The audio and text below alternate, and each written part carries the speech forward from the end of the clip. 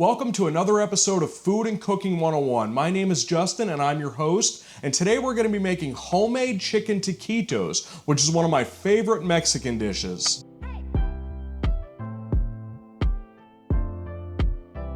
So first things first, I just want to clear up a little bit of terminology on words like taquitos, flautas, and tacos dorados. When it comes to the food itself, there really isn't a difference between the three. The term taquito, that just means small taco. The term flauta just means flute, which refers to it being rolled up and fried and it looks like a flute. And the term tacos dorados, that just means golden taco, so it basically just fried taco. And some people like to associate the term taquitos specifically with corn tortillas and the term flautas with flour tortillas, but that's not really consistent across the board. I've seen that switched back and forth many times when I've been out to eat at Mexican restaurants. And as far as the term tacos dorados goes, a lot of people like to associate that with a taco that's folded over and fried rather than rolled up and fried.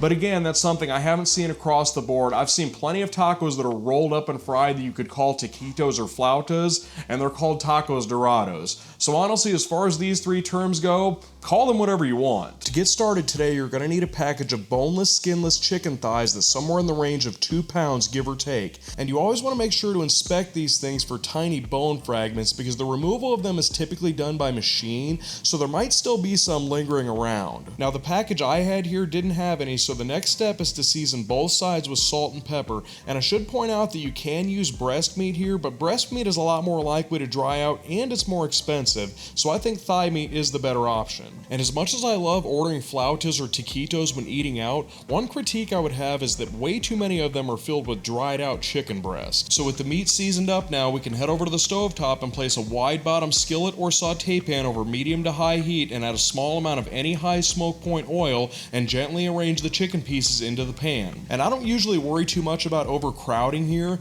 You should be good as long as the pan is sizzling, and I've even got one overlapping a little bit here, but as they cook, the pieces are going to seize up a little bit anyway, so that should free up some room to get a good sear on all of them. So when you start to see a little bit of browning creep up onto the edges and corners, go ahead and flip the pieces over and sear the other side off too. And if by chance you also had a straggler piece like I did, you should have a space available for that one now too. And you might have to do a little bit of juggling and maneuvering to get them all down because of their imperfect shapes, but as you can see, 1 or 2 pieces of overcrowding isn't really that big of a deal. And moving forward another minute or so, the second side should be lightly browned so we can take the chicken pieces out of the pan and set them aside for the moment and drop in 1 diced jalapeno and about the same amount of diced onion, which should be about 1/2 of a baseball sized onion. I also dropped the heat down between low and medium for this part as well, and I cut them relatively small, around 1/4 of an inch all the way around, and these should cook fairly quickly. A little bit of browning is okay on these, but you don't want them to completely disintegrate, which they would do if you leave the heat cranked up. So I've dropped in a pinch of salt for seasoning, and after about 2 minutes they've softened up, so we can add a 1/2 cup of chicken stock along with 1/2 of a can of diced tomatoes. And you could also use one of those cans that's a mixture of tomatoes and green chilies. Those work great here as well. So when the fog clears up off my camera lens, you can see that the liquid has reduced down slightly, so we can season this with another pinch of salt, and with that we can begin to work back in the chicken pieces. And it might seem at this point that the mixture is very runny and incohesive, but after you cook this off for a few minutes and shred the chicken up, it will all come together as it should. And another thing I forgot to point out earlier is that you don't really need to worry about the chicken being fully cooked during the searing stage, as it will finish cooking during this step. Just nestle the pieces in, and you also don't need to cover the pan here because you want some of the excess moisture to evaporate away and concentrate the flavors within the pan. So I'm flipping them over after about 5 minutes of gently simmering on the first side and going for about the same amount of time on the second side. After that, they should be fully cooked, so we can pull the pan off the burner to allow it to cool before shredding the chicken up. And in the meantime, we can jump over to the other side of the kitchen and make some guacamole. So for that, I've got 2 large avocados, 1 whole jalapeno diced, 1/2 of an onion diced, 1 diced Roma tomato, 2 tablespoons of chopped cilantro, and the zest and juice from 1 lime. And I like to dice the avocado into large chunks first and add the salt, lime zest, and juice before mashing and working in the other ingredients. And I actually have a very practical reason for doing it this way.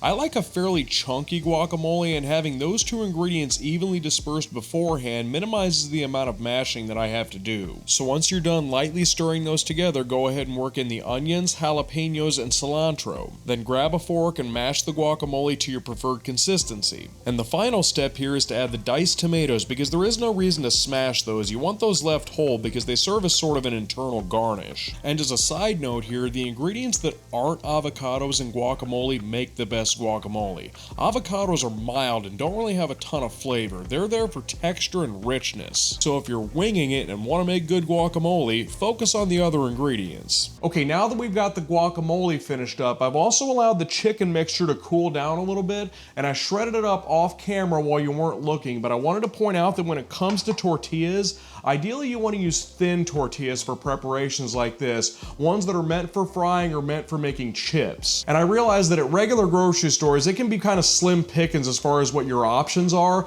but if you happen to have a Mexican grocery store somewhere in your area, they'll almost certainly have something you can work with. And if you don't happen to have one of those stores nearby, just get the thinnest ones you can find at your regular grocery store, and don't worry, they're still going to be good. And typically what you do with these things is you briefly fry them in oil to soften them up and make them more pliable and easier to work with. But I've got a method that I think you're going to like that's a little bit easier, and it's also a little bit less fussy. So I'm going to start with a small stack of tortillas, and I have maybe 6 or 7 here, and I'm going to brush both sides of the first one with a small amount of oil. And I'm using avocado oil here, but it really doesn't matter which type of oil you use, just use whichever one you have. Then I'm just going to stack them one on top of the other, brushing only the tops after the first one. You don't need to worry about brushing the bottoms here because there will be enough oil on the one underneath to account for that side. And as soon as you have the amount ready to go that you're planning to work with, load them into a 1-gallon freezer bag, seal it up, and pop it into the microwave for 20 to 30 seconds, and they should come out loosened up and ready to work with. And you might need to dial in that time a little bit as well, because some microwaves are more intense than others, and it is easier to work with, say, 4 to 8 tortillas as opposed to an entire stack of like 30 or a small amount like 2. So if you're wanting to do a larger batch for something like enchiladas, I would load up 2 or 3 bags and flip them over a couple of times during microwaving. But moving on to the assembly portion of the recipe, this part may seem self-explanatory, which it is to a degree, but don't try to overfill them too much. Rather than trying to make them as big as possible, just make more of them if you want more. And traditionally, they are relatively thin, so keep that in mind when doing this. And try to make them as snug as you can, but honestly, if they're a little loose, it's not that big of a deal, because remember, they are going to be hard and crisp after cooking, so they're going to hold up regardless. So with that, let's hop over to the stovetop, and with the saute pan over medium heat, add a decent amount of oil to the pan.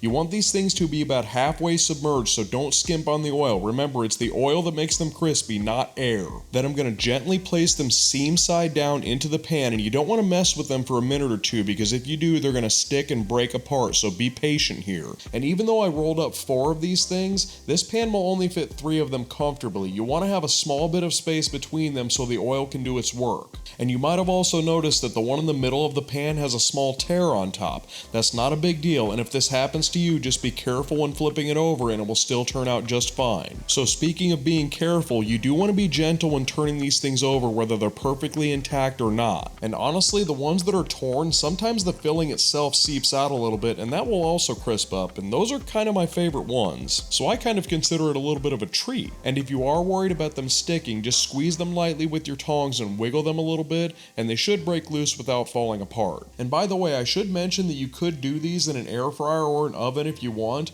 but they don't crisp up as evenly. The edges always burn before the center turns crispy. But hey, if you want to give it a shot, go for it. But for now, let's get them plated up, and I'm going to use a square plate today. I'll start by laying them diagonally onto the center of the plate, and of course, no good taquito plate is complete without all the good fixins. So I'll start with some thinly shaved iceberg lettuce and pile a few diced Roma tomatoes on top of that, because I've always thought the lettuce and tomatoes look good together. Then on the opposite end of the plate, I'll add some of our delicious homemade guacamole, along with a small dollop of sour cream. And to top the whole thing off, I'll add a little bit of crumbled queso fresco cheese. And if you happen to make it this far, I greatly appreciate it, and I genuinely hope you found the video useful and helpful. But for now, we've reached the end of the video, so as always, thanks for tuning in, and we'll see you next time.